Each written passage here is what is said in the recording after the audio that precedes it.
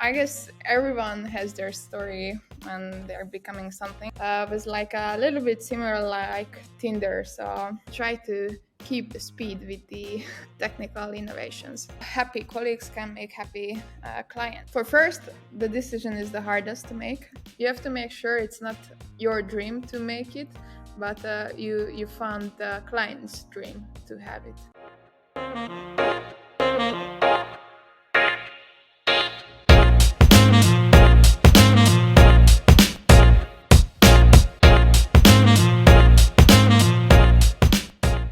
Hello, everyone. Welcome to the Breaking Uneven podcast. We love to talk shop, uncover the beauty of failures, and play a few games. Today, we have with us the founder and chief sales officer of Photon, Sári Volom. She was a photographer at Holnap and a project manager at Freilich Open Arts before she founded Photon. So, Shari, have we missed anything super noteworthy from your journey so far? No, it's covering, I guess. So thanks. Cool. So we're just gonna play a quick little game to get started. Perfect. So Twitter is known for its 280 character limit on every tweet, which makes it difficult to convey your thoughts. It takes about 20 seconds to speak 280 characters. So we want to transfer this challenge to you to explain to us Photon in 20 seconds, but we won't make it easy. You also need to use one emoji and one hashtag in your tweet.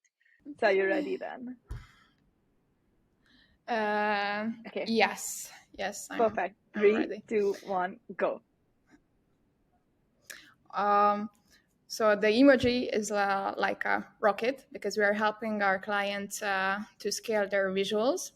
So hashtag good photos for everyone. So something like this. I don't know if you meant it like this. I'm not Yeah, sure. no, that was perfect. And it was under 20 seconds. So under 15 actually. So amazing.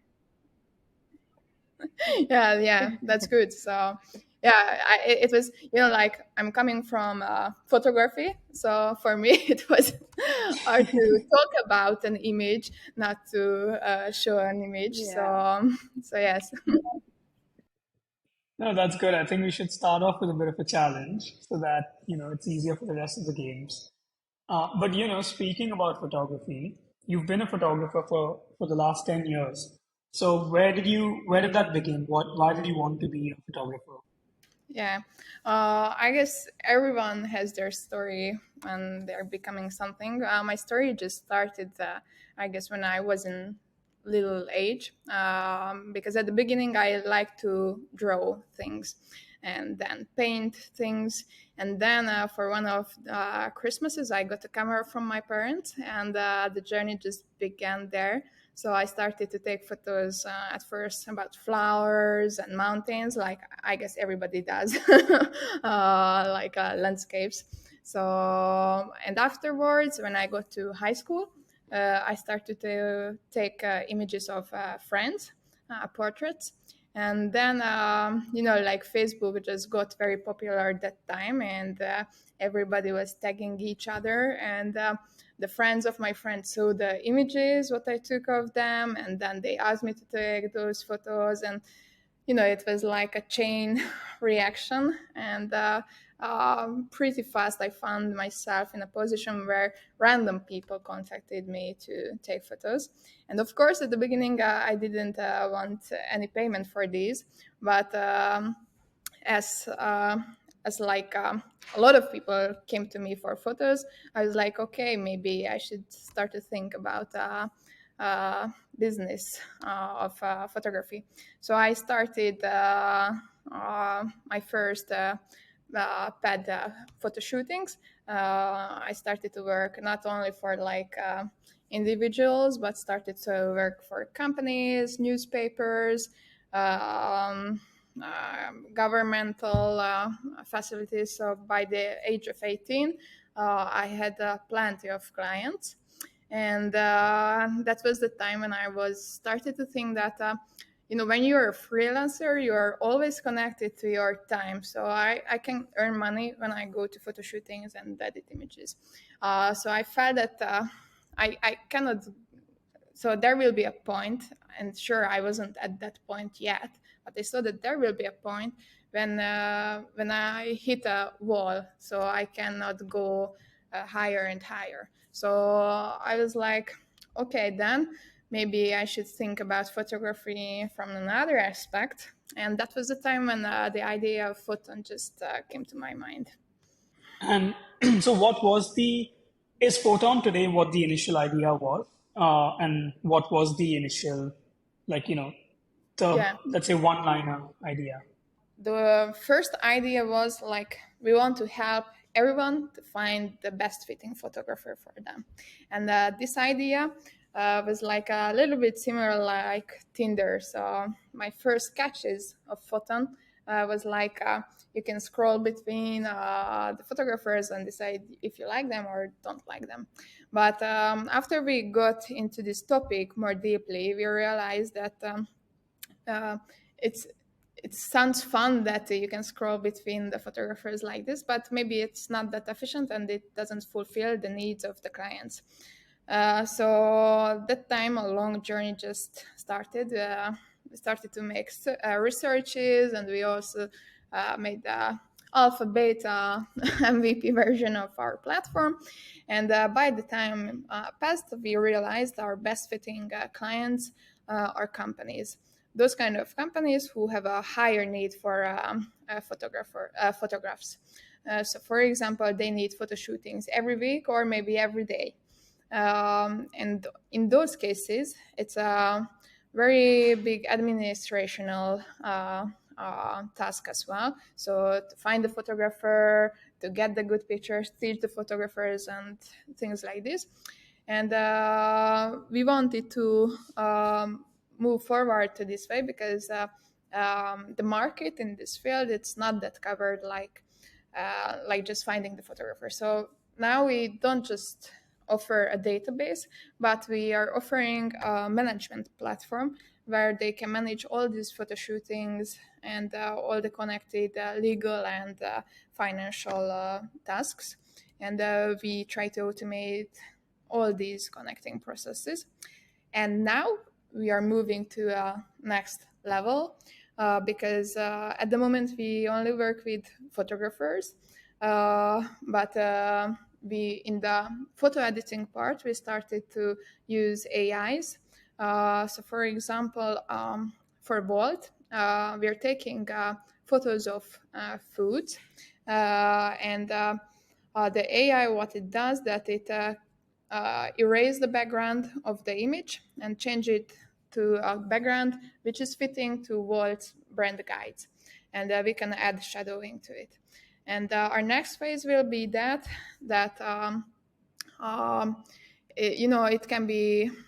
it can have a lot of cost to send out photographers, and sometimes there are not that big clients where it's worth to send out photographers to shoot product photos and things like this. And in these cases, we started to use AI again, but for a different purpose. So we are converting phone images to a professional photographs. So maybe if you can cut in some images to this podcast, I can send some examples. So until this point, we worked with photographers. They edited the images, and we implemented for background erasing an AI. But the next step, our new service, it won't. So we will still work with photographers, but our new service will be that we will use phone images and we will use AI to convert it to professional images. So we try to keep the speed with the technical innovations. 100%. And that, like, given how prevalent it's gotten in the past few months and years, I guess, it's nice to see how you're adapting to that, and not necessarily looking at how it's going to replace you, but how you're going to include that into your services. Um, One thing we saw was that when you launched Photon, you were the CEO, and now you've transitioned into a chief sales officer role. So, what triggered the change, and what was the reason for that transition? Yeah. So every CEO has their vision. How do they want to lead the company? I also had a vision. My vision was like I want to work with colleagues who are happy what they are doing and they are good at what they are doing, because uh, in this way they can work more efficiently, and happy colleagues can make happy clients.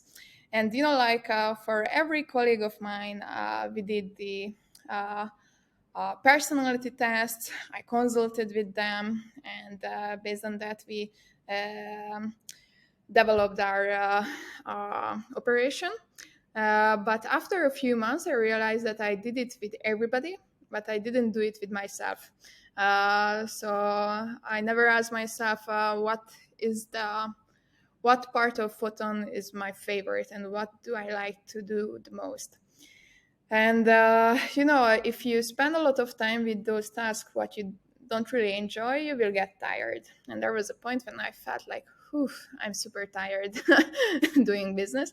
And then I realized that maybe I should do that what I did with my colleagues. So I also did the personality test. I took a lot of time to think through what do I like to do the most in Photon, and I realized that the part what I enjoyed the most was at the beginning when I could get clients. And also, like, it's not only about getting clients, but if you want to get clients, you need to have a good product. So it's also like in a way, it's like a strategic planning for our product and our service.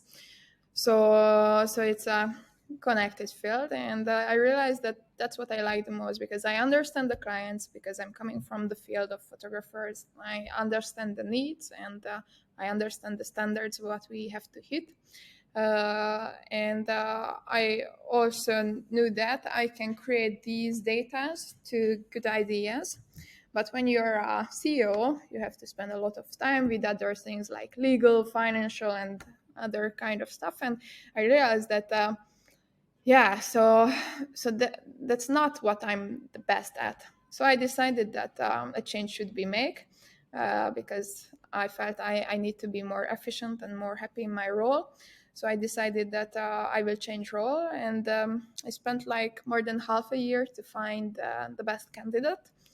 And it's been like already a few months that he took over, and I still think it's a good decision. So because a lot of people say that if you transfer your CEO role, then maybe you don't find yourself fitting to the organization afterwards, or you don't agree with the new CEO.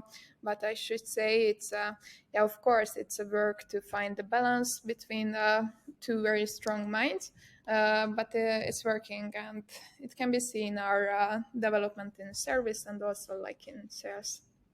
Yeah, that's pretty cool. And I think it takes like a lot out of someone to give that control out to someone else, especially if it's like your baby that you've started. So I'm pretty sure it would have taken like a lot of time and also preparations to like let go of that. So like any insight on that, like it's something that you did that would be helpful to like transition a role where you're giving up more control than you initially had. Yeah. So it's for first, the decision is the hardest to make. So you need a change, and yes, as you mentioned, that preparation for it is the key. So I had to think through what I think about Photon, and what were the key values, what what I wanted to give to Photon as a CEO. And I knew that when a new CEO will come in, he or she won't be the same like me. And that's okay, because if they would be the same like me, they would also want to change their role by some time.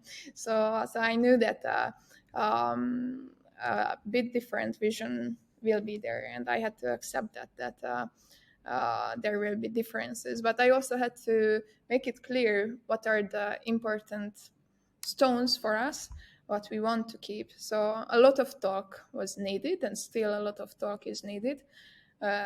So we can put down the territories, because in this role what I'm at now, I still have a lot of influence on processes. So yes, so when a new senior member comes in, putting down the territory lines is a very important thing. But yeah, the communication is the key, like in every relationship. So so yes. But there isn't like a template. How should you do it? Because every company, like every baby, is different, and the team is different in every company. So we have a company culture. Like it has a story. So it's we are doing it for now, like I don't know, 5 years. So a lot has happened with us. Was there any quality particularly you were looking for in your new CEO that was different to your quality is? Yeah, well, that's exciting. Um, yeah, when I was looking for, so what is, yeah, so I wanted to have a bit like a more strict person because I know I'm kind-hearted sometimes, and I know that. And sometimes I found myself in a role where I wasn't kind-hearted, and it didn't feel good for me because my nature is different than that, and I know that sometimes to be strict is needed. And for me, it was important to find someone who is comfortable with this role. So yes, because there are some very tricky and hard situation when you have to be, like very direct. So maybe that was, uh, yeah. Also, it was what I really didn't like in my role, but I knew that it's needed. So, where, like, the first time I heard about someone hiring a CEO when they were the founder and the CEO at some point was the founder of Shazam, which is Dheeraj Mukherjee. We've had him on our podcast under a different banner before. And I think in that case, there were multiple founders, I think four of them, and they all hired a CEO above them because they were quite young. They had raised a lot of money. They were facing a lot of success, but obviously equally as much hard work ahead of them. And that's why they wanted to hire a CEO above all of them that could kind of keep them in check, also help them with the co-founder dynamic and just be their like centralizing point.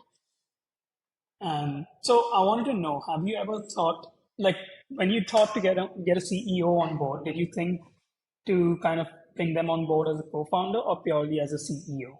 So for me, yes, of course, it was also important to have a big experience in being CEO and have a connection to start a field. So yeah, so these were my aspects. So in a way, yes. So it was important to to find someone in this role who can make a better job than me. So it was absolutely an aspect. Yes. And then because you're a creative, right? So I think when it comes to like founders, I believe that you have to either have incredible expertise at something or an incredible insight into something that you do so that you have that idea, right? So since you had incredible expertise as a creative, what is one advice that you would give for other creatives that want to start a business? It depends on what kind of business do they want, because a lot of freelancers, they just want to stay at the freelancer level because even being a freelancer is too much business for them sometimes. So because when you're a freelancer, it's a little business, so you have to take care of the legal, the financials, and everything what a big business should take care of. So I met with really few people who wanted to do more than that. Um, but I guess like if someone wants to do more, when you're coming from a field, when you're thinking about a business, you have to make sure it's not your dream to make it, but you found the client's dream to have it. And because even in Hungary, there were some other companies who tried to do what we are doing, but what they missed, I guess, they were also coming from the field of freelancing. That they had the vision that the clients need this, but the client didn't need that. So and they didn't have the sense to find out what's needed for the market. And at the beginning, of course, when you start it, these senses will be only like based on talkings with clients, and by the time is passing, the data will come out from your existing work relationships, deeper researches, so like much more data. But at the beginning you will have only like a sense, because you don't have uh, the money and the time to make deep researches. So yes, I guess it's super needed to fill the client's needs. And if you have that sense and also like the knowledge from the field, then I guess it's a very good start. Yeah, that's interesting the way you said. I really like that phrase that don't build your dream, but build what the clients want. Like that's interesting, to put it that way. And that's true, right? Like a lot of times we get caught up in like what we want to start and what we want to build. But in reality, if no one wants to buy those services, it doesn't make any sense to start something Yeah. like that. But like yeah, you've had Photon for a while. Have you like, and you're in a more business role, do you miss the photography part of things? Yeah, and I should say I never let it go. So Okay. I still sometimes go to photo shootings. So like once a month or something like that. And it keeps me engaged to this whole market, and how also like what's important for us is our clients are not only the clients who are paying, but our clients also the photographers. So if our photographers are not happy, and our service is not fitting for them, then they won't make happy the clients. Yeah, So for me, I'm thinking to both sides. So we are developing the service for both sides, and being part of this market in the freelancer level, sometimes it can give me good insights. Yeah. that's good. So we have another challenge for you. It's called Two Lies and One Truth. The idea is that you give us three statements from your entire journey so far. It can be challenges or accomplishments. One of them needs to be true, and two have to be false statements. And then we have to guess which one is the truth. Okay, I have the three. So the Perfect. first one, what I mentioned, the first sketches of Photon, the Tinder, we also developed it and used it for quite time. The second, our original color, the yellow, it's became yellow because of my yellow chair. Um, and the new Photon platform was designed by me in Google Sheets, the UX part. So which one is true? Oh no, sorry, I messed up. I took two. You did two Truth, truths. rather. So maybe I reversed the game. So you should see what's the first if if Which is it can. what's the false? Okay. You designed the UI. You said you designed the UI in Google Sheets, the user journey. Oh, like the UX, yeah, the journey. So Yeah. clickable journey, I think a wireframe, yeah. the wireframe. Okay. I think the first one where the Tinder thing was developed is false. But Anuj, what do you think? I don't know. I have no idea, but I'm gonna, for the sake of difference, go for the third one that you designed. But I feel like it's a nice story, and that's why that's the truth. But Yeah, yeah, oh well, I'm gonna go for the fact that you designed the wireframes in yeah. Google Sheets. That's the false. The Tinder was the first, and I'm still missing. I didn't have a photographer Tinder,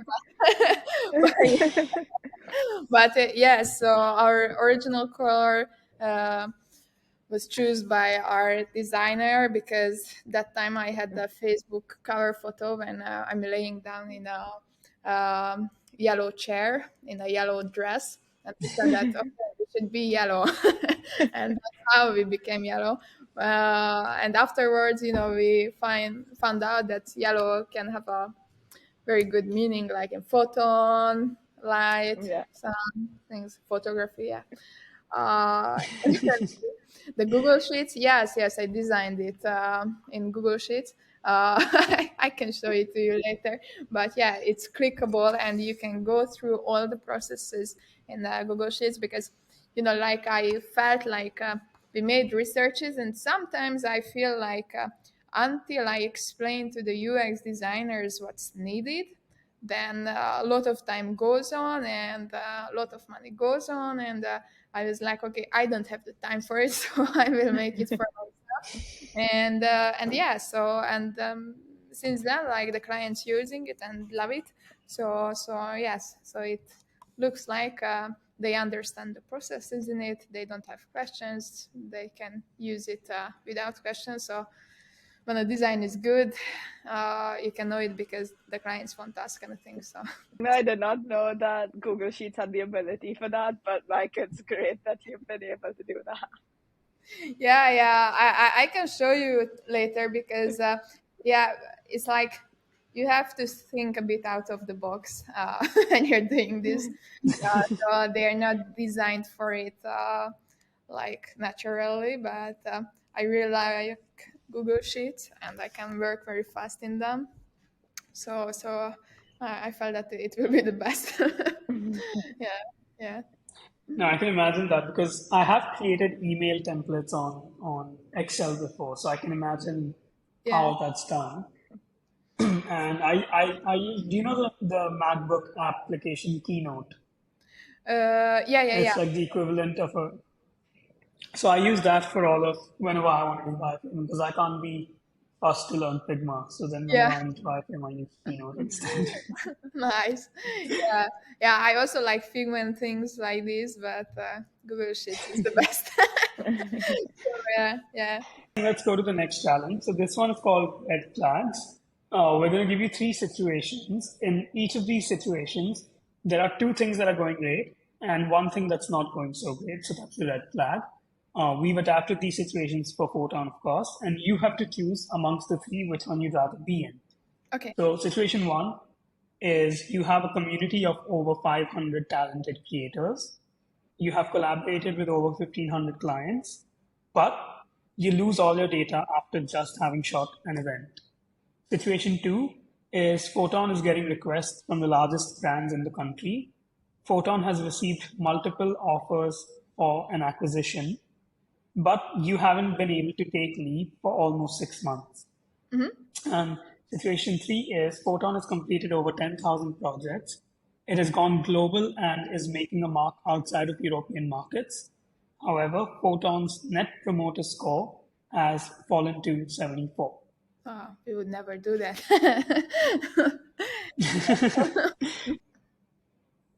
I guess second one. Yeah, yeah.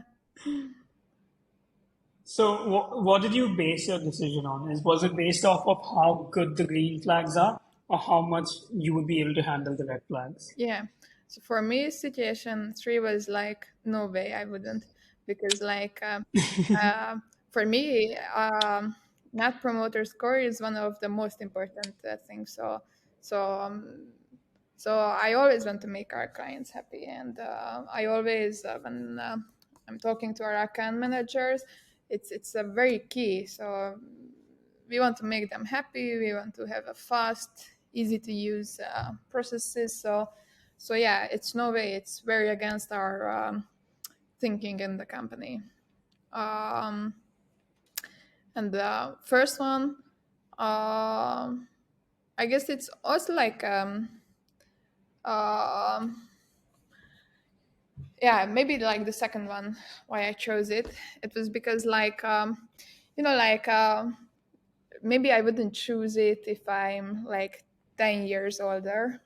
But when you're young and you are so enthusiastic with your like work. So for me, like working, I love to work, and that's why I should say like most of the time, for me the work is like a bit game. So it brings me a lot of joy, and a lot of times I don't feel tired. So for me, it's like not going to uh, holiday for 6 months. It's not that terrible, because even on the working days I find the time how to relax. So for me, it's working. And the first one, it's also connected to like if you don't have data, it's hard to um, develop the service after time. So yes, because after a point, you're looking on the data, the big numbers, what do they show, and that's how you think about how to make the clients more happier. And if we don't have it, it's like we don't have the knowledge of it, so it's also very risky connected to developing the service. So yes, the second one is the easiest to solve. Cool. So let's go to our final segment. Yes, our final segment's the rapid fire Okay. round. So, self-explanatory. I'll ask you questions and you have to give rapid answers. So the first one, how many all-nighters did you pull in your first year Photon? Phew, like a lot, because like that time our team was a bit different.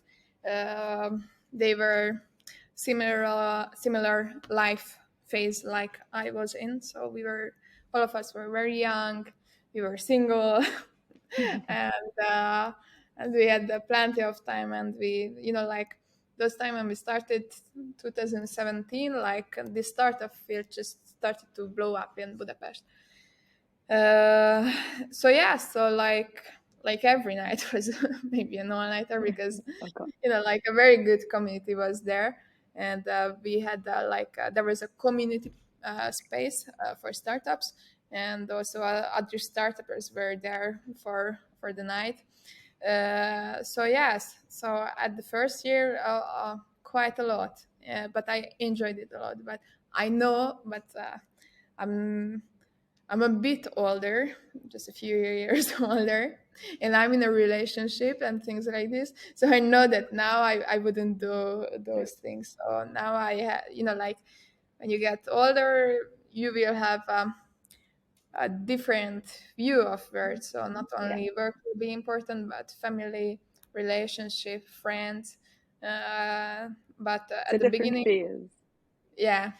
So at the beginning, like when you're young, well, like I wasn't a teenager by then, but I felt like a teenager. So like when you're just enjoying that you're discovering the world. So on those times, all nighters, I guess they are just fine. So Okay. What is the scrappiest thing you've done to build your business? okay, but it will be super random. So um, no, because at the beginning, we were super young and we did super not understandable things and jokes. Uh, so so yeah. So hmm, hmm, I don't know. So there was a time at the really beginning when uh, when we played that we are Spider-Mans, and and we always shouted that Spider-Man in a random uh, but so it doesn't. Yeah, I don't know. We had a lot of insider jokes, what we like, what you would look at and you wouldn't find it funny, but at that time, I don't know, we found it funny. Uh, like, or for a time, I had a drum in the office because I traveled to Africa and I brought a drum and I was drumming for the guys. So yeah, so we just just we did some random stuff, but maybe for outsiders they are not funny. But No, you did whatever you did to keep the spirits high, to keep the energy good, to keep it yeah, humorous. yeah, That's what yeah, it yeah, takes. yeah. It was like about that. So we like on my fun. So like my first co-founder Gabor and me, we really like to laugh a lot. So yeah, so we always brought a lot of fun things to the working days, and yeah, I really enjoyed those times. So when you have a good attitude and you laugh a lot, that makes it super easy to work. Yeah. 100%. Did you ever question whether it was worth it? Uh, yeah. Well, I guess everybody has those hard times when you're thinking, but not about like the past for me. So yeah, so like it's hard because when you're young and you got yourself in a position which is important, and you have to be like thinking and like no adult. When I started it, because of Photon, many times I miss like friends parties or family gatherings and things like this, and those times were like super hard because you felt like I'm young, people are just like drinking on university, and and I'm here and doing the work. And sometimes it felt hard that I felt left out from those kind of activities what my age did. Uh, but uh, but when I think it now, I absolutely feel it worth it because by the end of the day, I realize I really like to be like I love that kind of life as well, and you can never win always. So you sometimes you lose something, so sometimes you sacrifice. If you want to play your life like you want to always win, that's impossible, and puts you in a super big stress. So when you can accept it that sometimes you will be left out, that's okay, and that's great. So yeah, so for me, no, I met the most important people in my life because of Photon, and I got a life experience and knowledge, what is, I guess, unique. So yeah, so I'm proud and happy that I took a different path. Yeah, definitely. And I think a lot of it you learn over time as well, right? Like, as you grow up, a lot of it makes more sense. Yeah. But one word to describe your emotion when you transition from CEO to Chief Sales Officer. For me, I'm super happy with this because I have a bit less responsibility, and I have a bit more chance to focus on my personal life too. And I really feel like this transition brought a balance to my life, because a lot of people say this work-life balance, but it's hard to find it and hard to maintain it.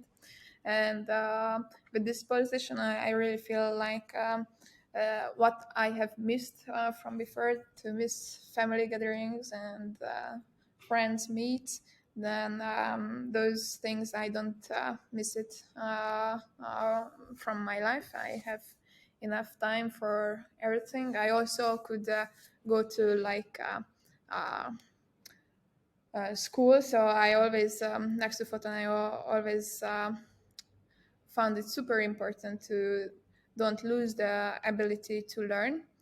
So sometimes I had only time for little courses, but now I'm doing a 2 years long course, and yeah, by the end of it, it's super random. So you can know I have a lot of random things. So like ambulance nurse. So Oh, wow. yeah, so I can work on an ambulance cars. But yeah, so yeah, it was always my dream to have more medical knowledge, and I don't have the time to go um, to be a doctor, but I have time to learn how to be a ambulance nurse. So yes, so I still have a lot of kind of dreams. Photon is one of my dreams, and but I can live my other dreams as well next to it. That's really cool because it's like polar opposites on Yeah. like what you're doing. But yeah, like you said, that you have multiple dreams and you can live it all. It doesn't have to be boxed into just one. But what was your reaction when you got the Forbes 30 under 30? Uh, I was super surprised. I didn't expect it. And it's rare because most of the time people expect, I mean, in Hungary, because it's a small country, and many times they know it prior that they will be choose that. But for me, like we had only one article in Forbes before that, and I didn't think that I could raise that much of attention for them. So I was surprised. It was during COVID. I remember I was at home and I was just walking in the garden, and the phone came and they told me, yeah, I've been elected for Forbes a certain under 30, and I was like, whoa. I've never thought of that. So yes, so surprise, huge surprise, and I was very, very happy about it, and still very happy because I could get into a very nice community thanks to that. Yeah. Yeah. What is the weirdest place that you have walked from? Now we just came back from Vietnam, and it's not weird, but it was terrifying. Like when you go up to super high mountains and the road is from glass and you can see down, and it was like, yeah. So I was walking, like grabbing everything I could grab, but I knew that it wouldn't help a lot. So yes, so for me, it was like the the most memorable experience for walking somewhere. So yeah, Fair. Would you ever retire? retire? No, no, I don't think so. So now, for me to like, for me, achieving things is like essential for being alive. So yeah, so for me, to create is like an essential to being happy. So and many times it will be connected to some work, I guess. Yeah. Yeah, So I need the purpose as well. So not just creating, but creating for a purpose. Yeah. yeah, fair enough. Do you prefer books or podcasts? I guess books, because like I'm the kind of person when I'm hearing or reading new information, my thoughts can go to many places, and in a book you just stop and think, and in a podcast it just goes on, and when you realize that you started to think, then you completely lost. So yeah, book. So Fair. Are you a morning person or a night owl? yeah. At the moment I feel none of them. So yeah, but more night owl than the morning person. So getting up, it's always a hard thing for me. Fair. And what's your favorite social media platform? um, I guess, yeah, so for professional purposes it's LinkedIn. I guess I can find really insightful posts there. For not professional purposes, I like Instagram because I like pictures, visuals. So yes, so especially when I'm traveling and looking for new places, I prefer to use Instagram instead of Google. So yeah. Yeah. Yeah. So that concludes the rapid fire segment, bringing us to the end of our conversation. But before we finish, we ask every guest to ask our next guest a question. So we first ask you what our previous guests asked, and then you can ask the next guest a question. Um, so your so we had two guests previously. So your first question is, For me, I think at the end of every year, and then we ask ourselves what we do differently if we started off now. And that really helps us make sure that our new strategy sort of is in line with our learnings. So I asked them that question. What would you do differently if you started now? Uh, yeah, good question. Yeah, I'm that kind of boring person who says that nothing because, like, I guess everything had a purpose which happened with me. So there were like bad situations, which was bad to be in it and weird or left me very bad feelings. But I really think that this kind of experience also makes you the person, and it can raise a lot of empathy. So yes. So I guess bad things also needed to be happen with people, so they can look in a different aspect of life. So yeah, I wouldn't change. And your second question is, I think for me, I would love to learn from them. So if they're whatever, industry vertical they are from, I'd love to know, what is the one thing that has remained constant and what is the one thing that has changed in the last year? Yeah, that's an exciting question. So I started to change because a lot of things has changed. So when I started Photon, I was 18. So like I rather say I was a girl than a woman. And it's so exciting that in this period, was the period when I grew up from a girl to a woman, to think like a teenage girl, to think like an adult. So I guess for everybody, it's a very big transition and mostly happens at university. So for me, like this different aspect of life was a huge change. Also, like the people changed around me because when I started Photon, we had the same life, but my life went to a really different direction. And there was a point with friends from high school who went to university that we couldn't really understand each other that time. Because we had very different life experiences. So my stress was connected to work, and their stress was connected to university. And when you are in that young age, it's hard to understand each other because we didn't have enough experience. And it's interesting now, this kind of relationships are a bit coming back because now, again, we are in the same life phase that both of us are working. But it was interesting. Yeah, so like people around me, friends around me, they completely changed because of it. Um, and one thing that remained constant in like the last year. yeah. Mm, like I guess my main hobbies, they stay the same. So which brings me joy.